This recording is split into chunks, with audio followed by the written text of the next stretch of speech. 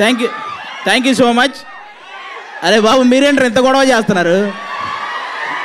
పోనీ మిమ్మల్ని ఏమన్నా అందామంటే వీళ్ళు శివం భజ అన్నారు, మనం ఏమనడానికి లేదు. అన్ని రకాల కుర్రాళ్ళు ఉన్నారు ఇక్కడ.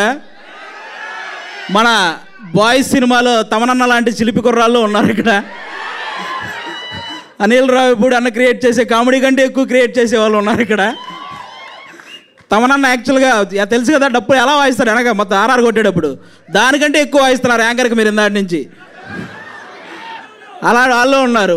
మన రాజుగారి గదిలో అశ్విన్ కంటే భయంకరమైన వాళ్ళు ఉన్నారు ఇంకా ఇక్కడ కుర్రాళ్ళు, తెలుస్తుంది మిమ్మల్ని అందరం చూస్తుంటే. సరే మీరంతా మా ఈ సినిమా చూడండి. ఈరోజు మాకు ఇక్కడికి ఎవరైతే ఈ సినిమాని గెస్ట్లుగా వచ్చారో, నాకు తెలిసి ఇండస్ట్రీలో ఏ చిన్న సినిమా అయినా పెద్ద సినిమా అయినా మనకి రీసెంట్ టైమ్స్లో ఎక్కడ చూసినా గెస్ట్లుగా వీళ్ళ ముగ్గురే కనపడుతున్నారు. మీరు గమనించారో లేదో?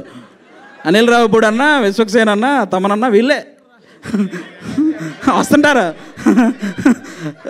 కాబట్టి ఒక పక్క బాక్స్ ఆఫీస్ బద్దలు కొట్టే డైరెక్టరు, ఇంకో పక్క బాక్సులు బద్దలు కొట్టే మ్యూజిక్ డైరెక్టరు, ఇంకో పక్క వాళ్ళిద్దరు కాంబినేషన్లో నేను ఎందుకు చేయకూడదు అనుకునే హీరో మన విశ్వక్సేన్ గారు అందరూ ఉన్నారు. కాబట్టి వాళ్ళ ముగ్గురికి థ్యాంక్ యూ.